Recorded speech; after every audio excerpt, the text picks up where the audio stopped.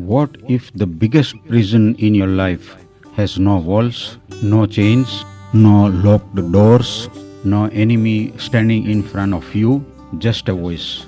A quiet voice in your head that whispers, "You are not ready. You will fail again. People like you do not change." And the terrifying part is this: most people spend their entire lives obeying that voice without ever questioning who taught it to speak. Because the hardest barriers to break are never physical, they are psychological, invisible, deeply personal, and by the time most people realize it, they have already built their identity around limitations.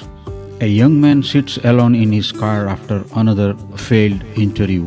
He stares at the steering wheel in silence, not angry, not emotional, just exhausted, because this wasn't only about a job, it was another confirmation of the story he secretly believes about himself, that I am always behind, that I am not enough, that is no matter how hard I try.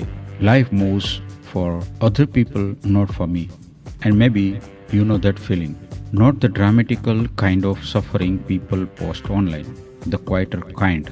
The kind where smile is public while privately fighting wars nobody sees.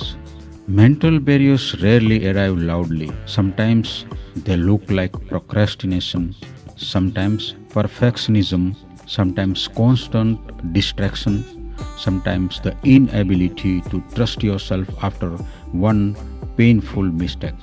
Psychology calls this learned helplessness. After enough disappointments, the human mind stops trying, not because opportunity disappears, but because hope becomes emotionally expensive. And that is where people begin shrinking their dreams to protect themselves from disappointment. They stop applying, stop risking, stop speaking honestly, stop believing they can become more than their past. Not because they lack talent, because fear became their interior narrator. But there is a contradiction nobody talks about. The mind that traps you can also free you. The same brain that created fear can create resilience. The same person who broke under pressure can become unshakable because of it.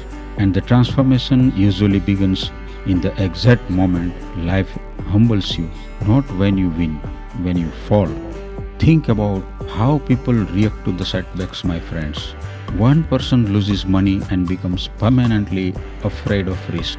Another loses everything and develops wisdom, discipline, emotional endurance, and clarity that success could never teach.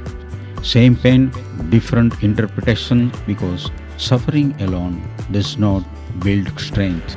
Awareness does. Some people carry pain like an identity, others carry it like a lesson.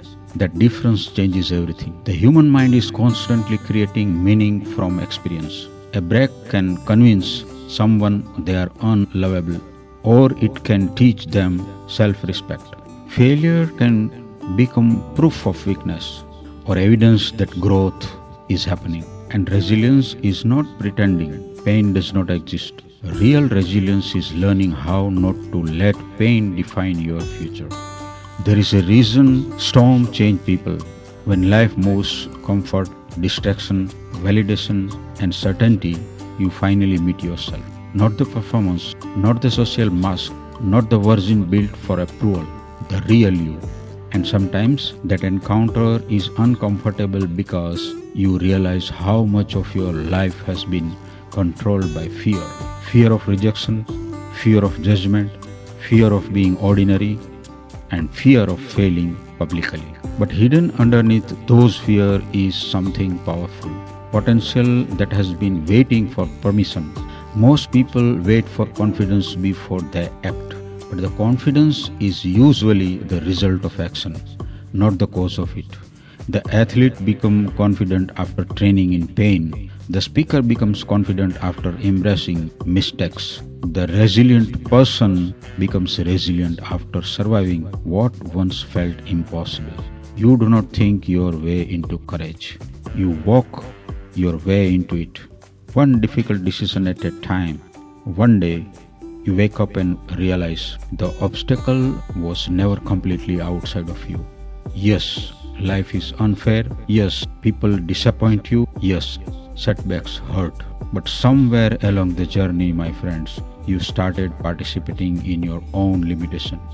You kept replaying old failures, kept doubting your value, kept asking for permission to become who you already knew you could be. And maybe the most powerful moment in human growth is when a person finally says, no more, no more shrinking, no more self betrayal, no more allowing fear to narrate the story of their life. Because healing is not becoming fearless, it's becoming stronger than the fear that once controlled you. And victory is not a life without scars. Victory is reaching a point where your scars no longer decide your identity. Years from now, people may only see your success. They will see the confidence, the stability, the growth.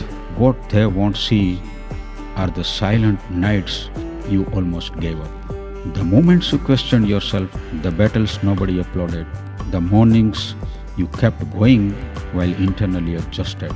But what is where transformation is born?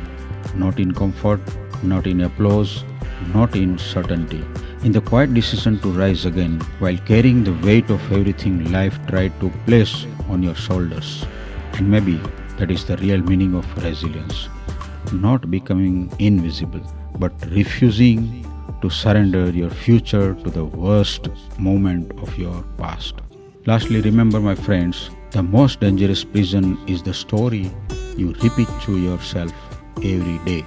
Resilience is not the absence of pain, it is the refusal to let pain become your identity. You do not think your way into courage, you walk your way into it. Some people carry suffering like a wound, others carry it like wisdom. All the best.